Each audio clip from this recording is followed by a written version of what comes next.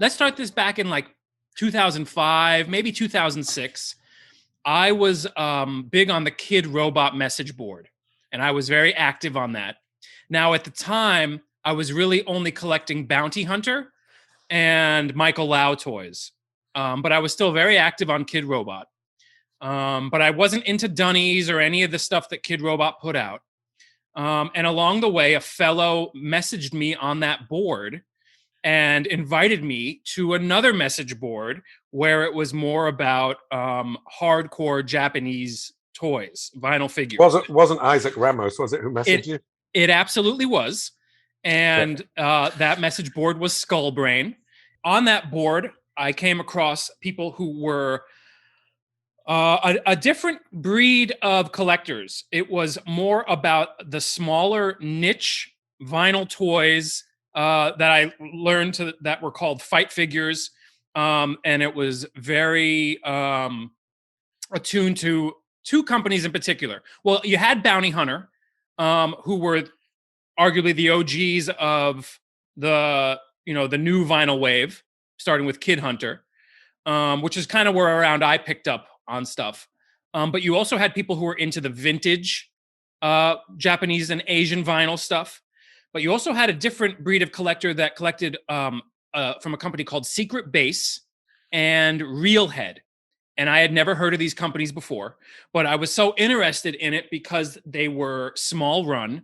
They weren't based on any properties, and they had a sort of punk rock ethos to the manufacturing and the aesthetic. It was a very DIY kind of scene, which attracted me immediately. And the collectors that were on this board, Skullbrain, were that they had a different taste level when it came to toys. Now, this was way before Funko Pop stuff, way before you could everything had a toy for it.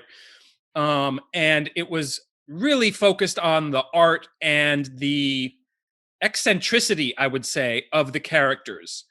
Now, what I'm getting at is one of the people that I noticed immediately who was very active and very supportive, but also very knowledgeable of the scene, was a fellow with the handle, Mutton is my friend. Not how it's pronounced.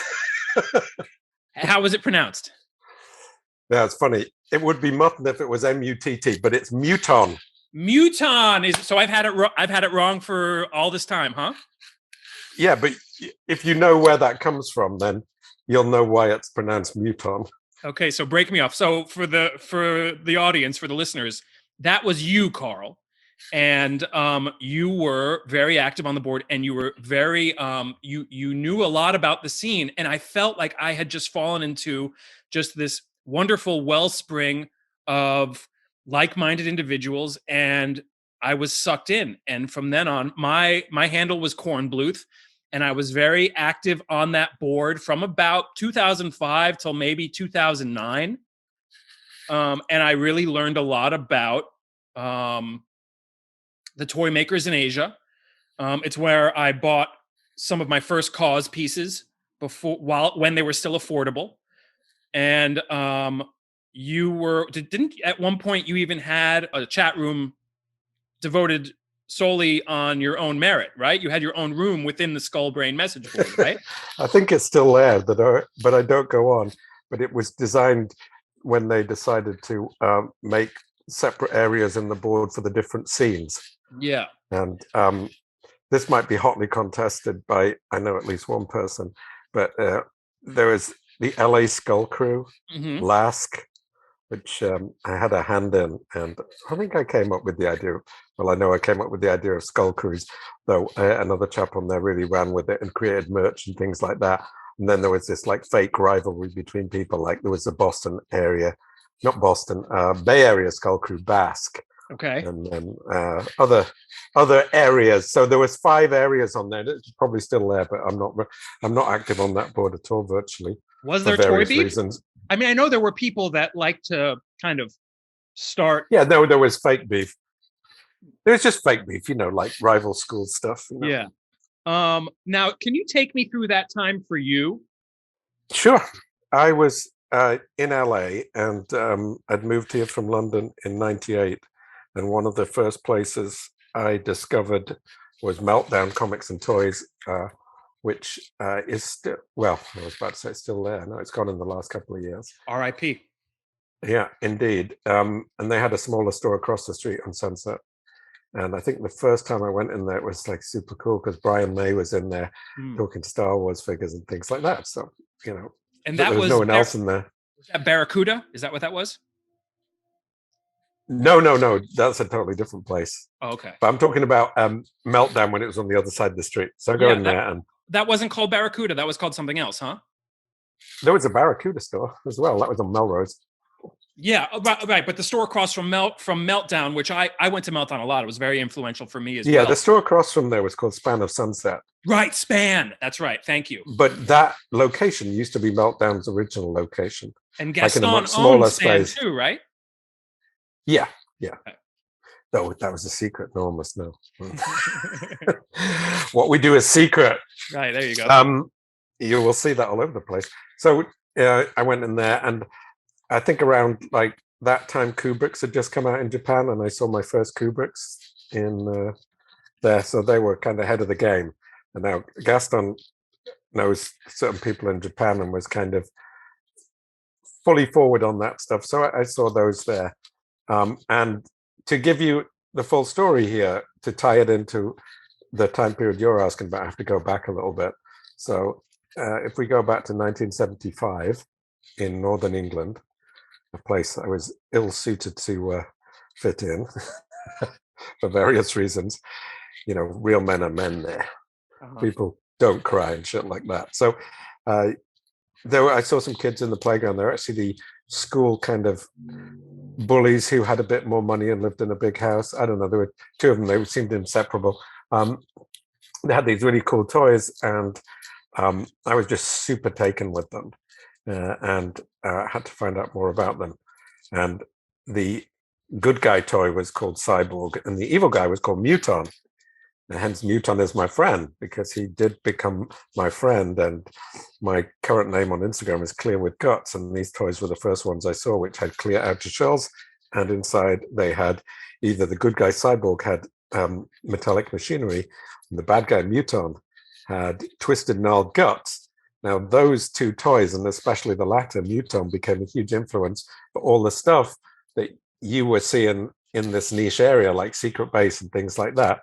So I had loved those toys around that time, and I had to save up a ton of money to buy them because we didn't have much money when I was growing up, and I had to save a lot. They were like, I remember this, and I've said this on other publications, so if anyone's listened to this, they might have heard it before, but £2.20 was a lot in 1975, and I had to save that up. I had to save it up twice, and my darling brother made it even worse because he told me that the only toy store in town that had them, which I knew, he told me that the guy in there was a child molester, and if I went in there, I would be sexually assaulted. And when you're about 11, because you're kind of vaguely aware of that. I mean, remember, this was a long time ago, but it didn't sound very pleasant. And so it scared the life out of me, but I really wanted those toys. So I still went in there, but I was all weird and shaky. And the guy must have thought, my God, what's wrong with this kid? Anyway, I got the first one, and I managed to get the second, and I kept these, and my parents kept them over multiple moves because they know how precious they were to me. And the interesting thing about them is they were like, they had various components you could build in and out. They were 8-inch tall, like Amigo size. They were clear, and you could screw the legs off. So the body shape was very similar to G.I. Joe, or Action Men, as we call them in England. So the reason I mention all this is because around, 2000 or so, or in 2001, I discovered Michael Lau too, like you did, and all these designer toys that were coming out. And Kid Robot opened, I guess, around 2003 or so. And you could get stuff like that through them. You get some really cool stuff, and not just the stuff we're more used to now, like they have dunnies and plushies and things that aren't quite as interesting. Though at the time I did like the first dunny run, and a lot of people who collect what we're talking about here like that too, though they may be loath to admit it. So I'm looking on the internet, and I find around 98, 99 that there are toys that look very similar to the toys I had when I was a kid that I still have in an attic in London. And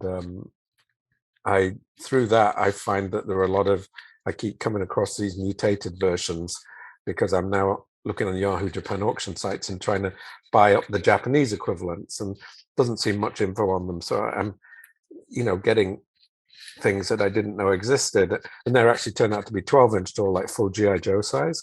It turns out the English ones were licensed by Dennis Fisher, made in Hong Kong, as opposed to the Japanese ones made in Japan, and they were licensed for the English market.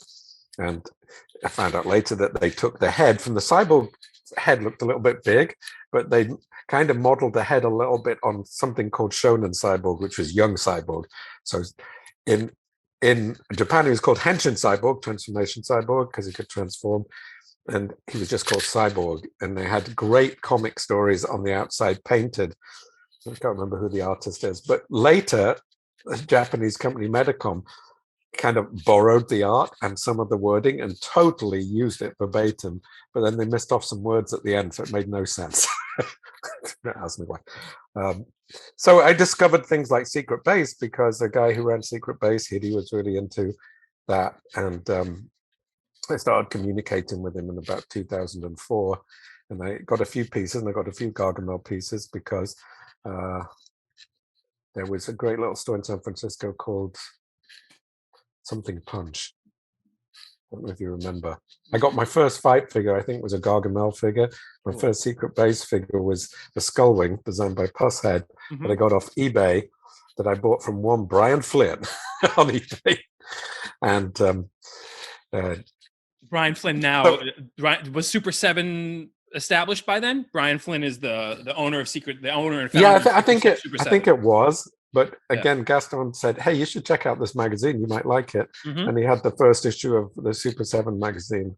And sure enough, I did. And so that started that kind of trail. And back then, I should get to the full story. So I collected all these Henshin Cyborgs. I'd met Japanese people through this talking online. I actually went to Japan in 2005 with some friends who were not into this scene, but they were collectors. They'd like horror and stuff like that, and we went, and we took ages to try and find the Secret Base store because of the address system there. And we went, and I went back about 5 times to meet Hiddy because we were going to trade. I was going to trade in the English versions, the Japanese versions, and we did just that with a translator on the phone who was busy at her office job. It was quite amusing. She's like, please hurry, I am at work."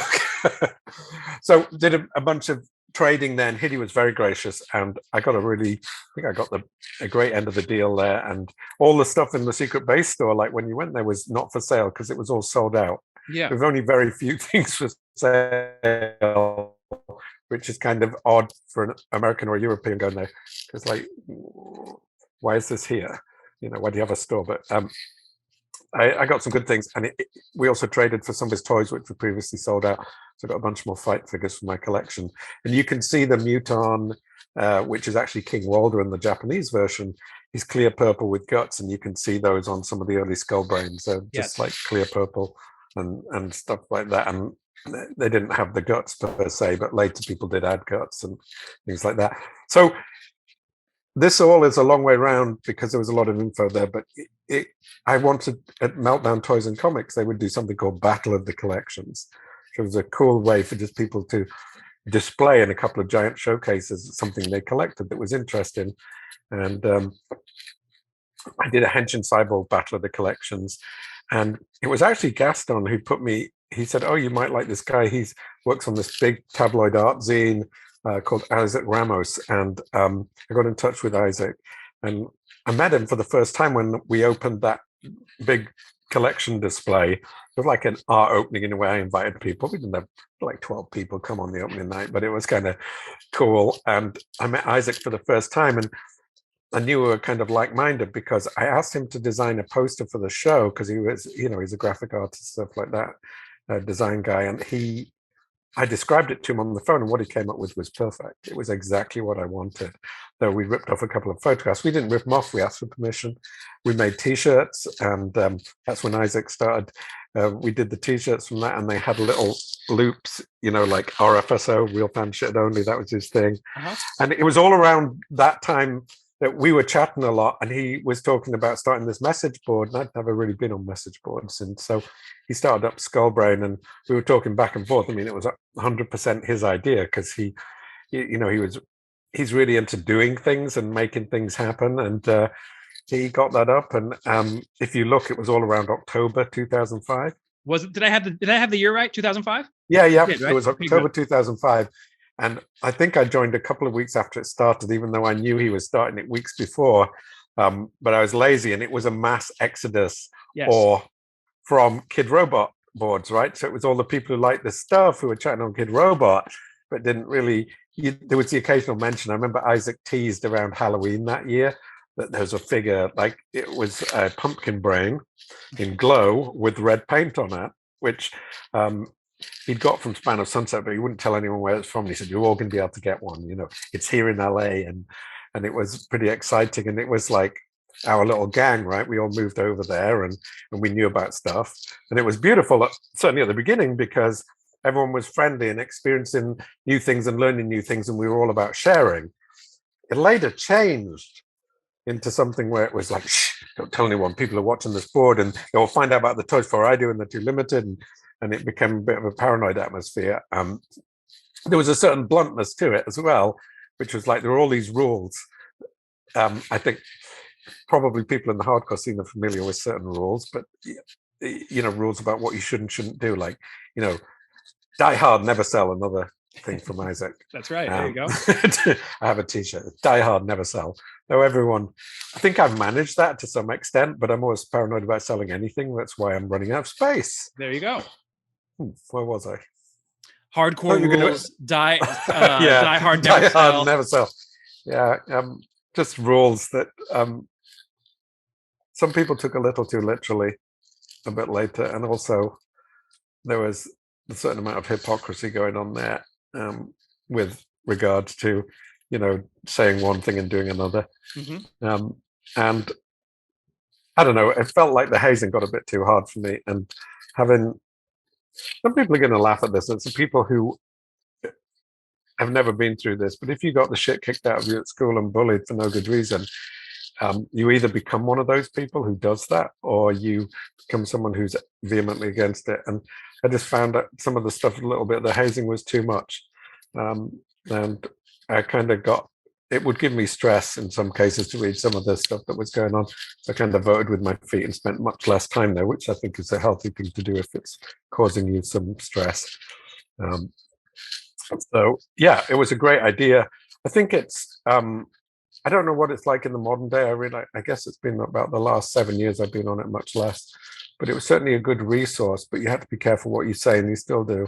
You come on, you post a want list for something really cool and expensive, and people are going to pile on you because that's what happened to them. Right. But I tried to be a bit more welcoming, and I remember 2 years ago reading something that was posted online from two guys who are, one of them has his own toy company now out in New Mexico. I mean, it's a small operation, but it's cool. And another guy said the same thing, like they joined the board, they were getting shit from people and feeling pretty crappy about it. And then I gave them some talk and was welcoming. And I think that was a good thing to do because they're still in the toy scene and doing more than I'm doing in it. So they stayed around. I feel like you were a voice of positivity in it. I tried to be, because there was a lot of that. I don't know why people, if they're so unhappy with shit, then why are you involved in it? Yeah. But it rings very true. It was a scene. It was tightly knit. It was a lot of enthusiastic people who loved seeing other people's pickups. And then it just started getting bigger and bigger. And I feel like started getting a lot of attention. It started getting in vogue. And then you had a lot of people coming in and kind of not respecting. This sounds so silly to say out loud because it's a message board and it's totally public. So but to say like it was kind of like their ethos of what it meant to be a collector was starting to clash with the people that were kind of the ones who established the board, and things just kind of got so much attention that it reached this critical mass, and then it blew up. And then it wasn't really, you didn't know who these people were anymore. Like for a while it was, you recognize names if you were there a lot. But after a while, it just got so big that you didn't know who was who, and it was just like a name on the internet. Yeah, it was originally people, everyone knew everyone else, and it meant that people kind of behaved really well with each other. And there were definitely some people who came in who were dicks, and rightly so were they told that. But I think I'm always believed in innocent until proven guilty, but it became guilty until proven innocent. Yeah. And hey, some people are going to see this and go, what a worse. I was called a hippie, not because of the long hair, but because of my peace and love attitude. I don't think hippies were into that really. Oh, it was good. The hippies I met during a Grateful Dead show I went to were most unpleasant. So I'm not going to associate with that. Right. Wouldn't even take a photo of me and my girl. It was sucky. Yeah, that's exactly right. You know, it's funny because this was before Facebook even, right? Message boards like aren't really a thing anymore unless you have like a question you need to ask on like, you know. Well, there's Discord now, right? People are really going into that. It's just like they are, huh? Board. I have not delved much into Discord. Is that a thing? Yeah, it's funny, one of the guys on Skullbrain who got a lot of hassle, he was an early adopter too. Rich Montanari Jr. Okay. You remember his name? I don't. Maybe. Lash? Yes, of course. You remember Lash, right? Yes, I do. He used to get a lot of shit from people because he customized toys, aka Toy Ruiner. Yes. Right. So people got shit for that, right? And a little bit of it was valid because there are toys which you can't really find now because they were stripped and customized. But some people got it more than others. And I mean, you know, Rich became Mutant Vinyl Hardcore, and in this scene, he's one of the biggest names. And in American vinyl, you know, there's him, Paul Kaiju, Splurt, but Rich has got a Discord board, which is why I mention it. But it's a bit like going back to the old days of Skullbrain. Everyone who is a collector of his stuff was invited to that. I personally don't have enough time to engage in that or anything else. The older you get, it seems that you just don't have time to do this. But I kind of got soured on that scene, and it kind of heartbroken the first time that Pusshead was doing a signing at Comic-Con. And I saw there was a meetup, and I met some people that were on the board.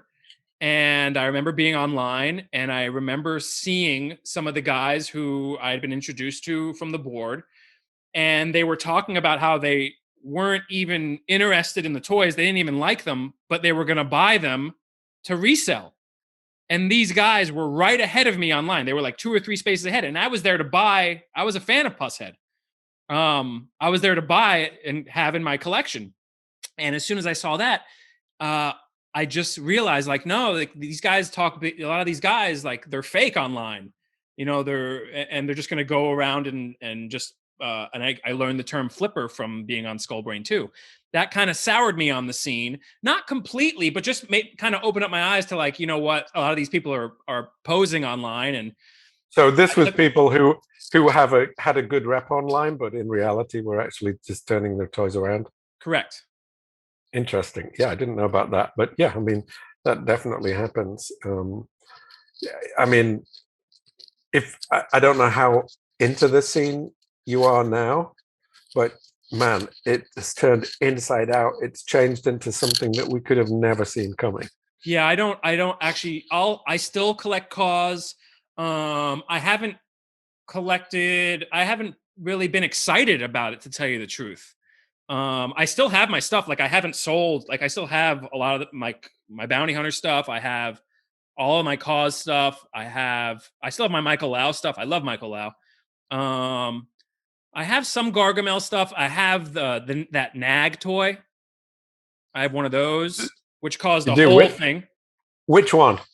I have the one that Coop did, the red one with the blue hair. Oh, the clear red. Lovely. Yeah, it's a good one. Great toys. Yeah, no, it is. It is. Coop actually saw his first Nag in real life at my place. Are like Secret Base even a thing anymore? Is Secret Base a thing? Secret Base kind of moved away from fight figures into much more kind of licensed things where they have a kind of clear with guts thing going on, you know, with an internal skeleton, and they do a lot of, like, Felix the Cat like original version, many different versions, and then split where you can see a skeleton inside him. The MC Super Size Me, Ron English's anti-tribute to Ronald McDonald. Mm-hmm. Same thing. Kanagon, classic, Japanese monster. Other toys like that. Some really good. Oh, you got the Right Think license too. Those are pretty cool. Yeah, I feel like most of the toy companies kind of have done that, especially like Super 7 have gotten into like the licensing game, and I guess that was kind of a move to stay alive, maybe. Yeah, I don't know. I haven't really talked to them much lately, but I know they had big love for things like Master of the Universe, and I think they're probably able to stay alive for various reasons, because without selling a lot, but now I think they're probably selling a huge amount, with all the licenses they've got.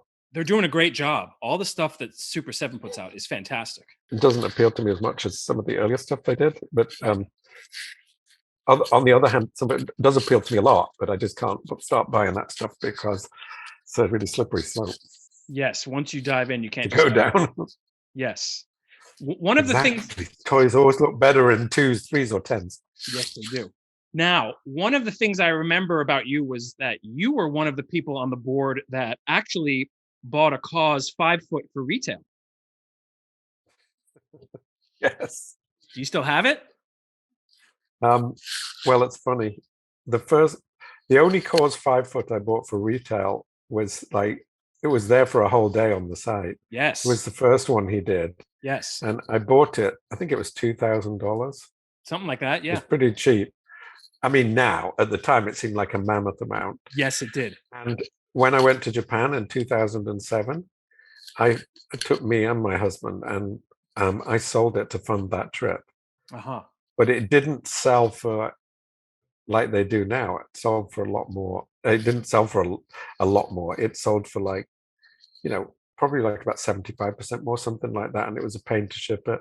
Yeah. And I since heard that those ones didn't have the metal armature and would go bleep. Oh, really? That's a rumor I heard. Yeah. Anyway, I sold that. But what's funny is I saw Kaws 3 times on that trip to Japan, twice walking around Harajuku, and once I was introduced to him at a party. Yeah. And I really wanted to say, "Hey, Kaws, thanks. You're selling your toy funded my trip." Yeah. But knowing what I do now, I'm glad I didn't say that. And but it was ironic. Yeah. But I still have all the others. I could see, and this was before his painting career took off into the fine art world, when he was a lot of the stuff. Oh, that first Kaws stuff I bought, like the Chompers Bear Brick sat on Zaka Corp, was it? Yeah. For 6 months. Yeah. With them 1,000%. No one was, it was there for months and months and months. And when the 5-year latest came out, I was like, oh, it's $120. Ooh. So I bought one. Yes. Seen the most expensive toy ever. And then finally got the others. And the first ones, that he did with Bounty Hunter. No, not the Bounty Hunter ones. It's like it's like 3-6 Mad Hectic, but it's that guy, what's his name? Jaquan from, had that store in New York. Toy Tokyo? No, I can't remember the name now, but he was to do with it. Anyway, those first ones to do with the spindly legs. Yeah, that wasn't Bounty Hunter? That wasn't like... No. Oh, okay. No. Those ones were sat around in meltdown for the longest time, and I used to look at them. They were over $100 and go, God, who'd pay $100? Yes, like for that. And they were just around on all their counters.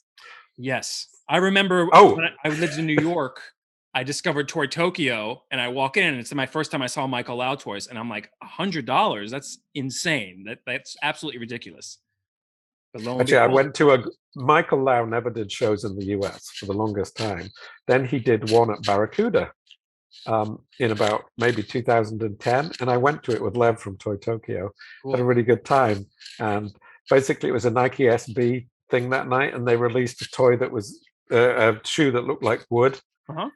But it was it a Janowski they released that night? Anyway, it was a lottery. I got one. You got a giant Michael Lau spray can toy with it. Oh, that's cool. Yeah, he broke the mold, huh? Michael Lau was like ahead of the curve big time, wasn't he? Yeah. Oh, yeah. And I remember being so lucky being in London to see my family, and then he had a show at Maharishi while I was there, and I went, and he was there, and it was just a super great hangout. Yeah. And I bought his shoe toy. I bought the Clockwork Orange shoe. Yeah. Are you still active? Do you still buy vinyl? Vinyl toys, that is? Hugely, yeah. You do? Yeah, massively, yeah. I've got no space. What do you do? Is You it just can't see the. It's a mess right now. And I think I told you this. I recently lost my husband after 26 years. And in that time, I was not opening anything I'd ordered, and stuff was pre-ordered. So I have a pile to the ceiling of boxes of things. And then to kind of help with the pain, I would buy stuff yeah. and order it. And I've never opened it to this day. And not just toys. I don't have a record player. And I started collecting vinyl. Yeah. A lot It of was just, people like the vinyl record scene exploded during COVID. Are you a guy yeah, I who just buys like like the all the splatter paint and all the different color correct. Yeah. variants of records? Yeah, I just ordered 3 different versions of Group Sex by the Circle Jerks. You are in deep. You're a collector. And you always have been, huh? But no matter what it is, you have that Yeah, when I was sensibility. a kid, I collected comics, and yeah. So yeah, I got a lot of stuff that's unopened. Look, just go over there. You can see the other sofa covered in unopened boxes. Oh, and you have original art too. Is that some Ron English stuff? Yeah, that's Ron English paintings I bought And then you have before a he Flores in the exploded back. so big. Is that who that is behind you? A Flores? Yeah. Wow. Look at you. Oh, you'd never believe that one. Like, I have no idea how much those really go for, but he did the same toy from Medicom, Uh-huh. like the stained glass style Mickey. But I saw that on eBay a few years ago, and the guy I bought it off said, "Yeah, not into this anymore. I collect more fine art like Basquiat." I was like, "Okay." I met him in a parking lot in Santa Monica, and I got that off him for like $200. Really? Yeah, and it's like massive. Would So I got a good deal. Would you say that your PMA has contributed to a lot of the scores that you've been able to acquire? I mean, I'm not a hardcore guy, but I do know what PMA is, luckily. Yeah. um, I'm pretty excited about it. I mean, it's like in my job, I'm not a huge fan of networking because I just want to get the job done and I don't want to do the smooth stuff. But with toys, I'm so excited about it that I've made a lot of, positive connections with people. Because I think I'm genuinely excited about it and I'm not buying it for the wrong reasons. Yeah. And I'm trying not to blow smoke too much. So when I say I really like something, I really like it. Yeah. So if that's what we mean by positive mental attitude, then I would say yes. Yeah. I'm just really excited about it, and I have been for years now. So still excited. But I've seen a lot of the people who I just knew it was coming. You can I can see through them anyway. They're like, "Oh yeah, I'm really into this," or "Yeah, it's the biggest thing," and they're busy schooling me on stuff, which is fine because I don't keep up with everything, especially these days. But it's also sometimes not really needed, and then they're out of it pretty soon, and it's all sold up. And I've seen some people last longer than others, and then there's the new people who get into it and realize you do have to now there are so many people into it. It's really hard to score stuff and frustrating. And there are some artists, I've followed and given encouragement to from before they were as popular as they are now, and they kind of help, they help me out. I get some preferential treatment here and there, and people get really bent out of shape about that stuff. Yeah. And there are others who flaunt that, and I try not to flaunt that. Like I don't post stuff online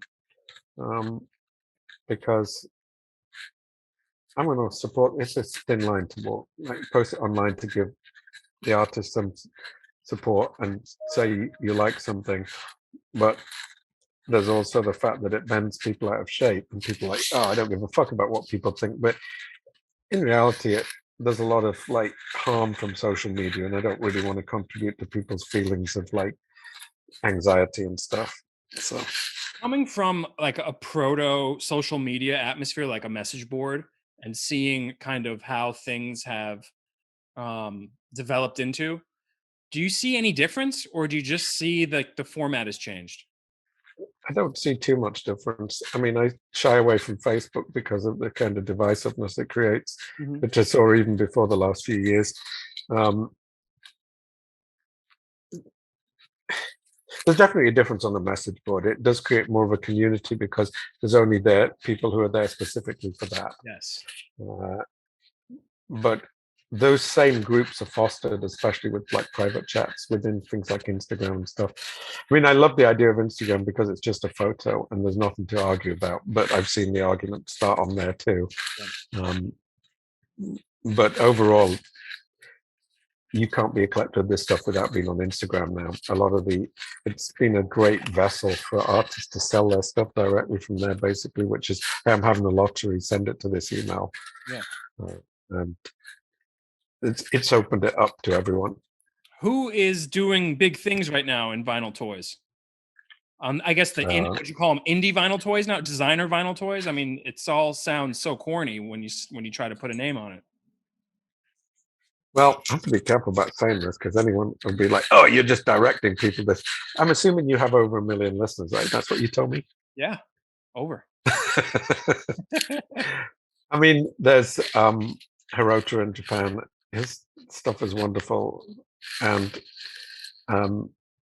as soon as I first discovered it, the original gorillas who did these gorilla toys, which his father actually created, and he reproduced them, and he has his own factory because they would make the food, the plastic food you would see in the windows of Japanese restaurants.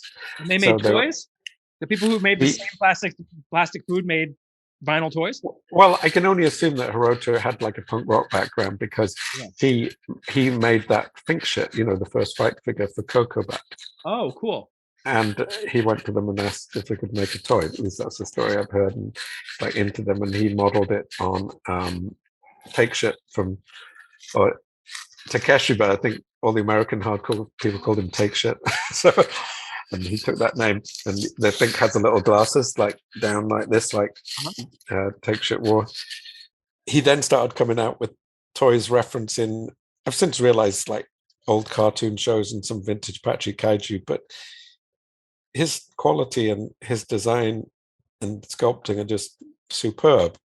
And those have really caught on to the point of charging fine art prices for the toys. And it's Gorilla Toys? It's called Gorilla Toys?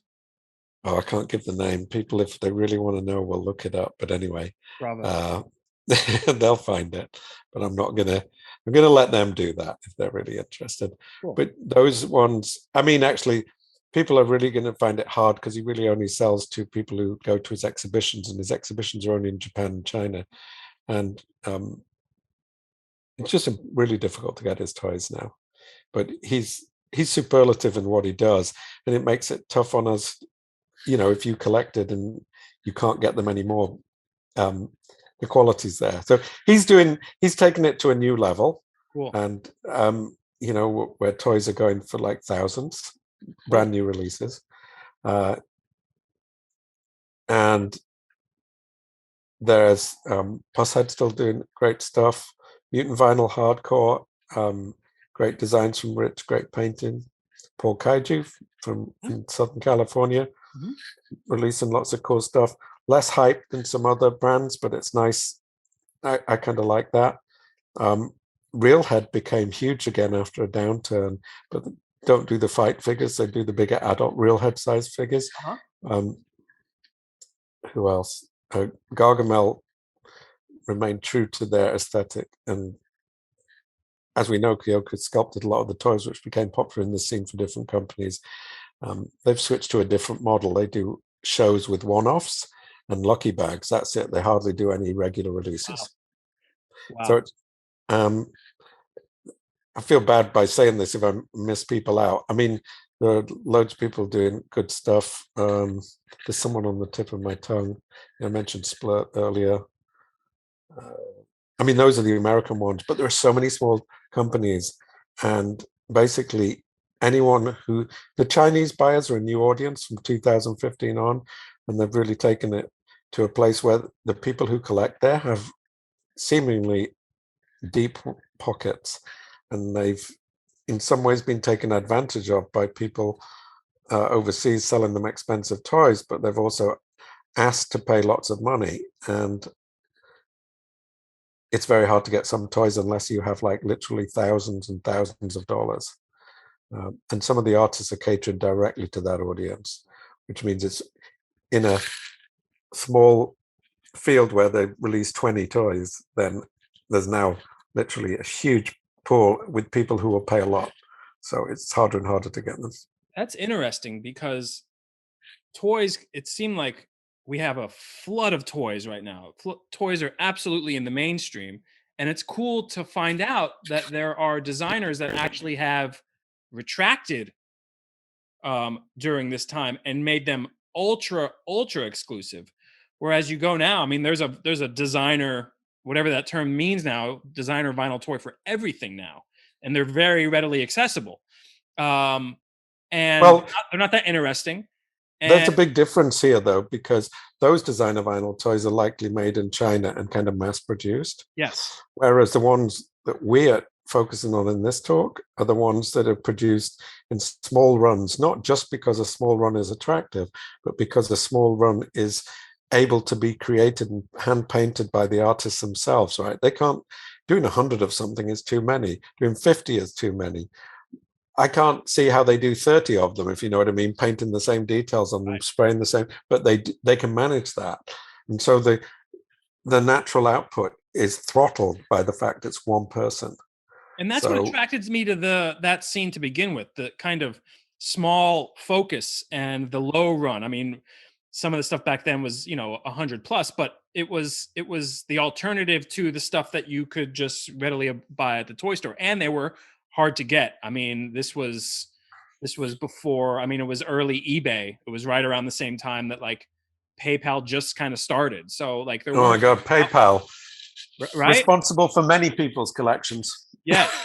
But then through Skullbrain, I found out about Mandarake, and I found out about a lot of the different avenues for getting proxies.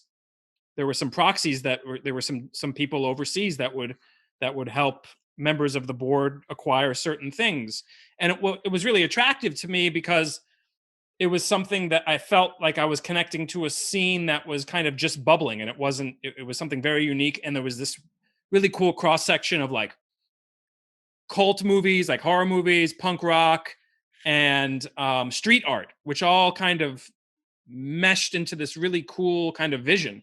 It Totally wasn't right. right. I had the same feeling too. I mean, it was like, yeah, it was definitely all those things. You always find people to talk to about. Like, I remember talking to one guy and saying, he turned out he's English. Turned out he was listening to the Shop Assistants, which I hadn't heard since, 1986. And he's like, oh yeah, I love the Shop Assistants. And we both used to skateboard, and he used to be a goth before that. And I was like, oh, I was too. And it's like, okay, and I'm still friends with him. You know what I mean? Yeah. And he started a cool record label, which people have probably heard of. And then that was later. But where else are you going to meet someone like that? Right. And it was this weird kind of bizarre kind of faction of people that were also into toys. I guess Yeah, exactly. which is even more esoteric when you think about it. Now, people love like Funko Pops, but like that's totally different. And it's going to be hard for people, and it's probably still is. It's hard for people to kind of make that distinction unless you understand that it's less about appreciation for licensed characters than it is for a designer's touch and a kind of faithful homage to almost like an aesthetic or like a vision, right? Yeah, and in some ways, it's very equivalent to like the DIY scene. There are Yeah. people who, they're not great sculptors, but they come up with something which is appealing and a cool toy, and they make it. Now, there used to be a lot of complaints in the early days on Skullbrain about people trying to make their toys, but now so many people do it, and there's stuff you don't like, and there's some crap out there, but also stuff that's appeared that's just kind of pretty awesome by Yeah. people. And so I'd rather have to sort through some of the not so great stuff and to find some good stuff. But yeah, people are appearing every week, especially in Hong Kong and China these days. making toys, sculpting them themselves or employing a local guy. Some great little ideas out there. What was the strict adherence to using vinyl as opposed to resin, which I saw a lot of people starting to make resin figures for, but it almost felt like it was fake, like it was like not authentically true to I whatever the think, toy making culture was at the time. well, there was another level of granularity to it. It wasn't just any vinyl; it had to be Japanese vinyl, right? There you go. Right. Which apparently has additives which are illegal elsewhere. And there was definitely, I think some of it was slightly hype, but there's still something about vinyl poured in Japan, and the what for some reason that makes it. You can tell it's better. My husband lived with all this stuff, and even he could tell a Japanese vinyl versus a Chinese vinyl toy. He wasn't into this at all. Yeah. As far as resin goes, I don't think that was unaccepted. I mean, that's an entry, a gateway for people because you could do that totally DIY, and it allowed some people to start with resin and move on to vinyl when they. In fact, maybe it was better in some ways because they were allowed to hone their skills. Nowadays, you'll get people who release a toy, it's their first attempt at sculpting, and they'll release that, and it's almost a throwaway amount of effort in a way and expense. But yeah, I'm just not a resin fan because of the weight of it. Yeah. I remember buying a piece by Lemerd, who went on to make some great vinyl toys and made great resin toys. I remember carrying it around at Comic-Con. It was such a weight. I was just like, oh, this is weird. It feels like my mother's pottery, you know. That's what I felt like. And so, yeah, I didn't get any further resin. Yeah. But I have not against people who started with resin. Like Splurt did some resin versions of the Diggler, which were perfectly translated to vinyl. In fact, he used the same molds basically in it. It just looked great. So there is still a scene on Discord, huh? I mean, some of the toy companies are starting Discord message boards. Like I said, Mutant Vinyl Hardcore have one. That's the first time I'd heard of Discord, but honestly, I thought it was a record label for straight edge people. Exactly. Joke.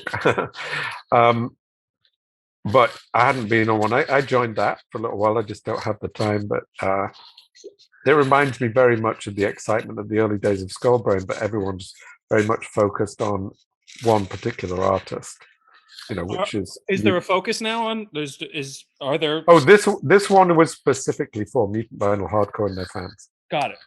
I haven't seen any of of Mutant Vinyl Hardcore stuff. Maybe I have, but you know what? I've kind of been out. Okay, I'm shocked. Here's one. Here's the latest release. I have seen that. Okay. That's big. I like those big. I like big figures. Yeah, it is big and beautifully painted. Wow. And it comes with 4 different heads. Not this version, but it's got like a Ratfink head, a Crash Test Dummy head, and this is Old Sparky, Frankenstein influence. Made in Japan. Made in Japan. Oh, great. Poured by Dennis from Shirama. Very cool. Who creates the Kumon kind of spider toy. Wow.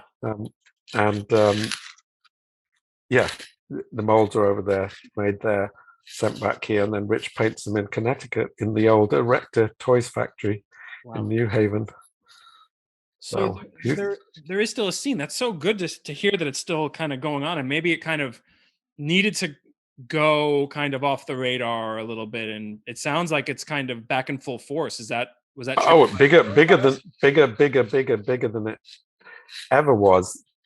Was it triggered by COVID? Was it triggered by no, it had already started. Really? It's like 2014 at Decon, a bunch of the Japanese guys came over. Mori from Reelhead, Takeuchi from Skull Toys, I think Whammo was there that year, and they formed this little set of 3 tables. Oh, Gakodo too, and they were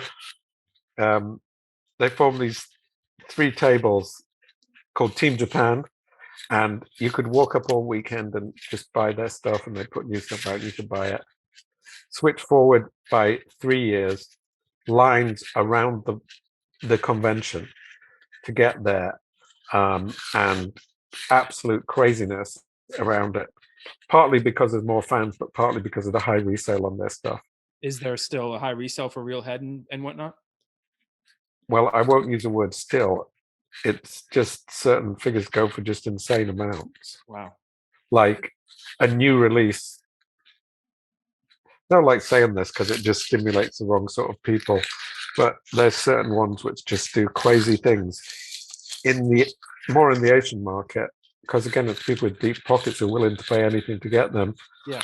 And now, I mean, as far as real head releases go, really the only certain place you can get it is from their store in Tokyo, and you have to be there in person. Right. And there aren't really many other releases apart from at little shows, and there hasn't been a real head here show for years.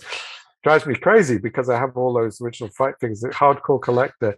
There was, as far as I know, there were 4 people in the US when I first started collecting it. There was Isaac, there was Brian, there was Max Toy, and there was, and I was doing it, and then Frank Kozik joined, and the prices went up. I And remember now, real head was very hard to come by. yeah, and now it's even harder than it was back then. I kind of like that though. I like that it's hard to get these. They should be hard. I mean, if you want to collect toys, there's so many other ones you can get. But if you really want to get these, but what that's done is something different. Before it meant you had to chase hard and watch the auctions and maybe stay up late to get them. Now it just means you have to have a big wallet. Yeah, I guess that's the problem. That's the downside, because you can get any real head toy you want on Mandarake if you're willing to pay sometimes over $2,000 for something released that week. And what's retail when he releases them? Is it a couple $100? No, it's about less than 100. That's amazing. That's amazing. Yeah, I didn't kind of want to say that, but that's the kind of stupidity that's out there. So I don't get it, but they did a couple of shows here, like I said, at Decon, and then there was another show that was arranged by a collector. But that was crazy. It was at a little store in Highland, in Eagle Rock, and this was pre-Decon. So some people flew out from Asia before Decon just to go and line up at this store. Yeah. And there was like about 700 people in line. Do you think that these go to private collections, or are they just flipped and flipped and flipped and flipped and flipped? No, based on the numbers you see for sale on the retail market, a lot go to private collections. But there's also a very deep collectors market, so I'm told, in China, where once the toys go into that market, they have all these kind of different like collecting circles which go very deep, and the toys circulate there and never come back out. Why? So, what? And this is something I think about. But why? Not. I don't want to know the logistics of the market over there. I don't really care about that stuff. What I care about is like, why do people even care about these low run toys? I know why I care, because from a design standpoint, they look fantastic and they spark something within me. But it's more than okay. that. I'll tell you. This is a great question. What a great question. Now, this doesn't speak for everyone, I'm sure, but there is a substantial contingent who it's based on posting and the visibility. It's like having a Gucci bag or a Rare Supreme shirt or something like that. There are certain toy brands which are kind of associated with having a cool collection, or the fact that those toys are expensive and hard to get, and they are posted for all they're worth. I've seen people post, like if I would post a picture, I'll normally do one post with like maybe a few different versions so you can click through. I've seen people post like 15 slightly different pictures of the same toy in a row in their feed, like what? And it's like, I've got this. Or they're posting it because there's a lottery. Hey, look at me, artist. I collect your stuff and I love your toys. Post. Yeah. It's not about, I guess most people have a level of show off stuff, but it's reached a new level now where there's no shame about just blatantly saying, I paid a lot of money for this toy. My collection's fucking awesome. Check it out. And I'm going to post it till you're vomiting it out of your ears. It's a totally different mindset. Yeah. But I don't know if I can criticize it. It's just a bit, but I do find it annoying. it's just such a phenomenon that these designers are coveted in the way that they are. I'm not trying to knock it at all. I actually love it, but it just is wild to me how high prices are in the way in the way that you're Not describing. everything. Some things are like not hyped, so they're cheap. Yeah. Sometimes still hard to get, but they're not expensive. But then anything that's hyped just jumps up, and some of the certain Japanese resale sites help that. Yeah. I mean, let me just say that if you watch them religiously, I can see something which was purchased the night before. By the next day, when you look at it, it says sold, but they've changed the price on it to make it look like it sold for a lot more. Right. Right. Which I think is pretty naughty. You hit the nail on the head. It's hype, and it sounds like Yeah. these guys have crossed over and they're being recognized as fine artists, which they should be. It's just it's just very striking that it's gotten so hyper accelerated. I really thought that it was kind of not dead, but just back underground, and it was just for people that really enjoyed it. And the price, I thought prices had just evened out. But you're telling me You have been gone for a while. I have. Well, I have a 7-year-old daughter now. I buy her toys now. So I'm not paying attention much anymore. But wow, you have a very valid reason. Yeah, it's some things, and then there are other things which you and I would collect, which at the time I paid like $400 for that, which was a lot, and now I couldn't sell it for $50. Right. So it depends what it is, but some of the stuff will always be cool and keeps on going up, and then other things just get hype and isn't necessarily that great. Yes. But jumps up too. I mean, basically my rule is I only buy things at retail, or I'll buy them on the resale market if it's about the same as retail. Yeah. Or less, so I just can't be doing that. So it involves, and I just saw one guy recently who was jumped in hot and heavy and wanted all this stuff and liked it, and then realized that he wasn't winning any lotteries, wasn't getting what he wanted, was having to look at resale price, and then got so upset with it, just cleared everything out from space of being hyped to 3 months later, that was it. Big collection was quite large for 3 months, spent a lot of money, and now gone, and upset about it. Yeah, that's the thing. Collecting will break your heart like that. People don't really talk about it that much. It's a very stressful endeavor. Collecting anything is very stressful.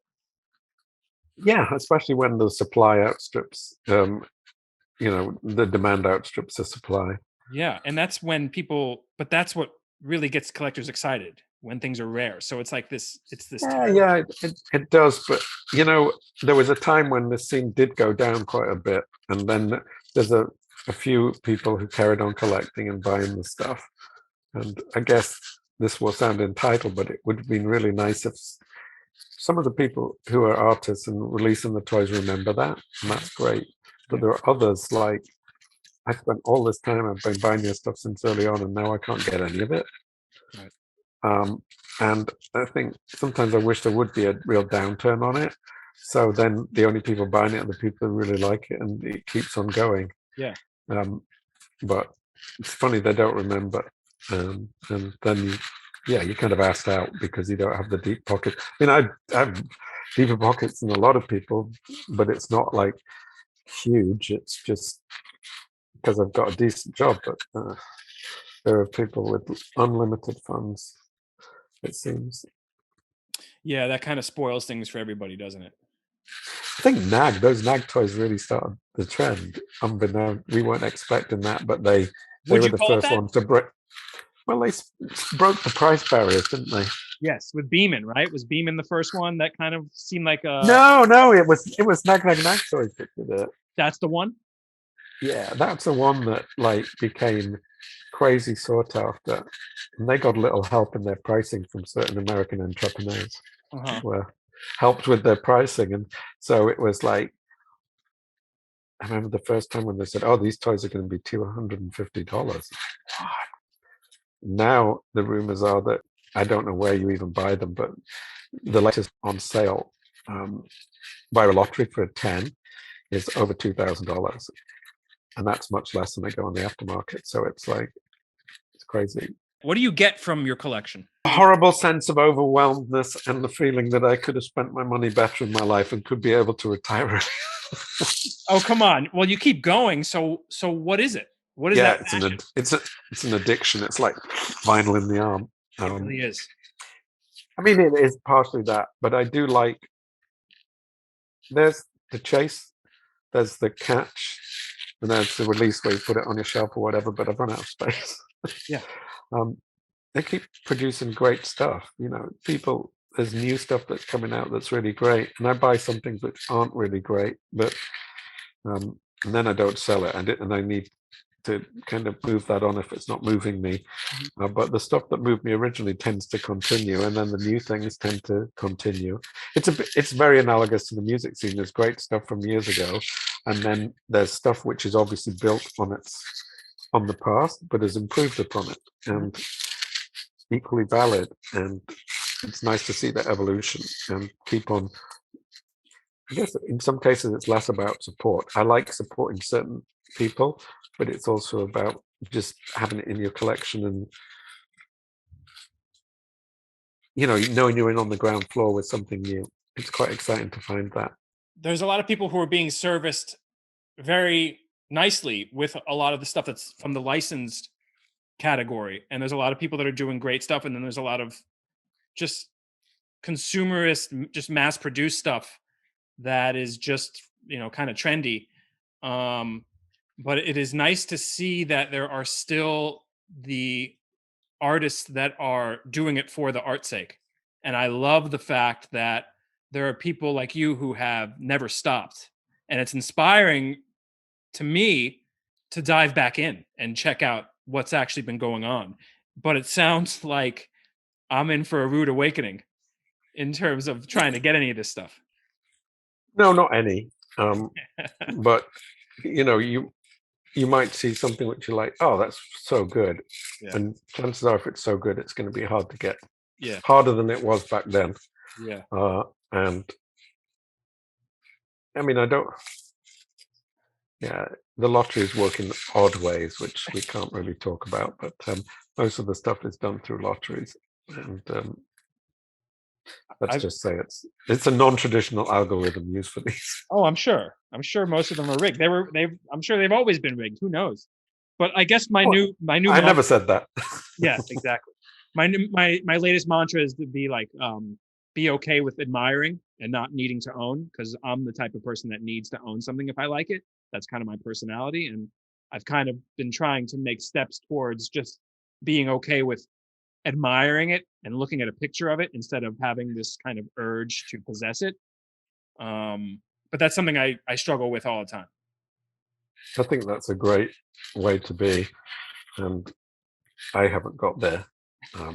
But I've managed to reduce it a little less. I don't have to be. I used to be very much completist, but the makers solved that by doing so many releases, which were like at a pop-up store in Hong Kong only. That unless you were there, and then everyone from the collectors from China would come over, and so any extras which are scooped up disappeared into that market. So, like, yeah, the completism thing disappeared. So it's much nicer to be able to buy the same run of toy and then just buy the ones that appeal to you.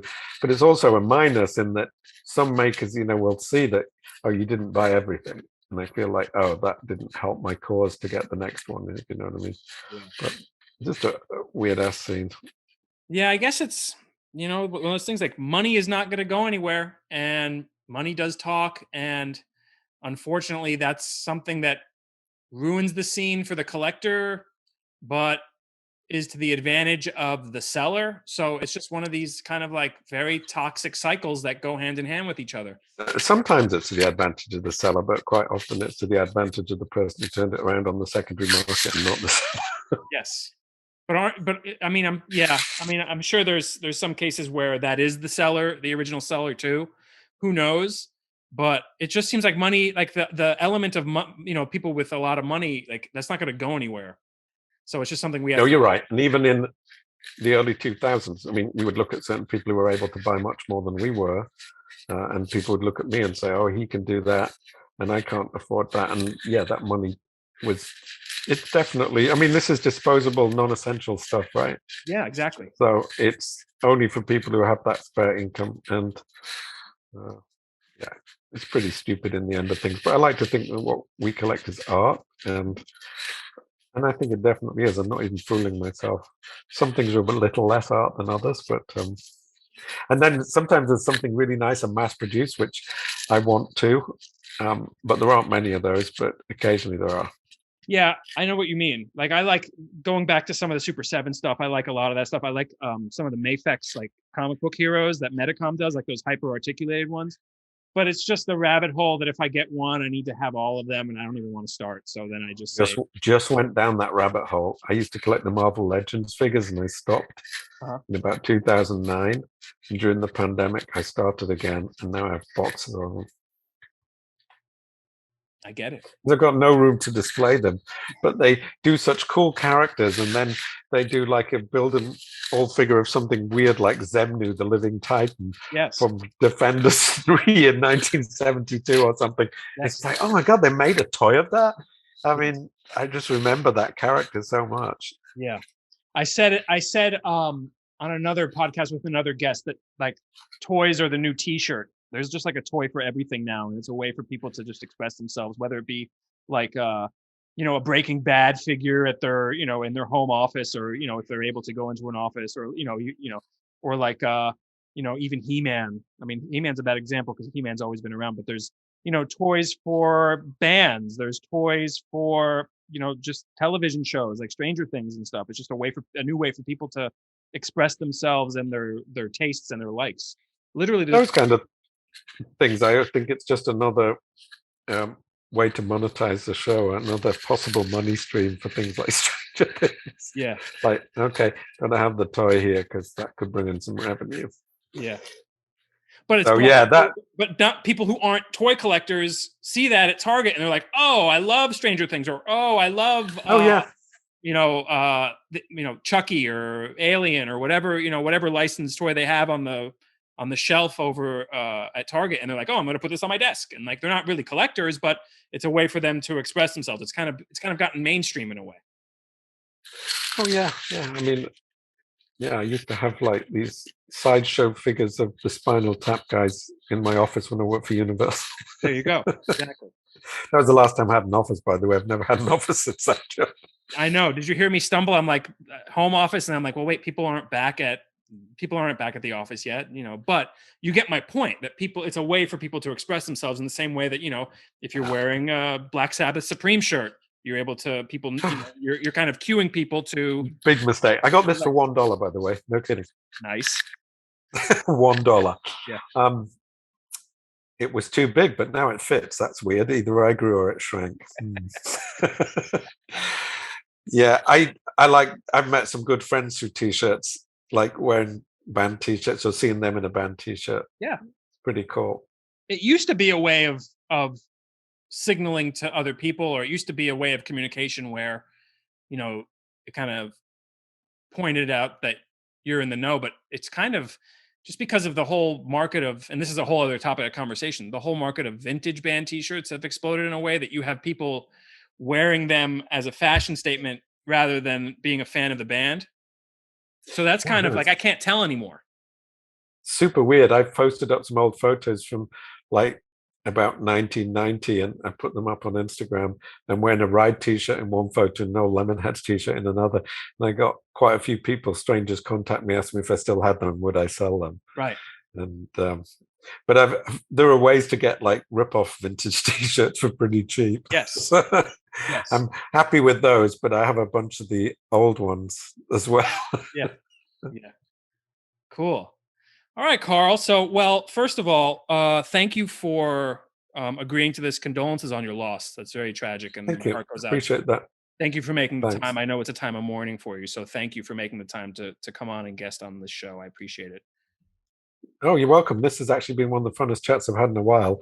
Oh, good. It's it was really fun.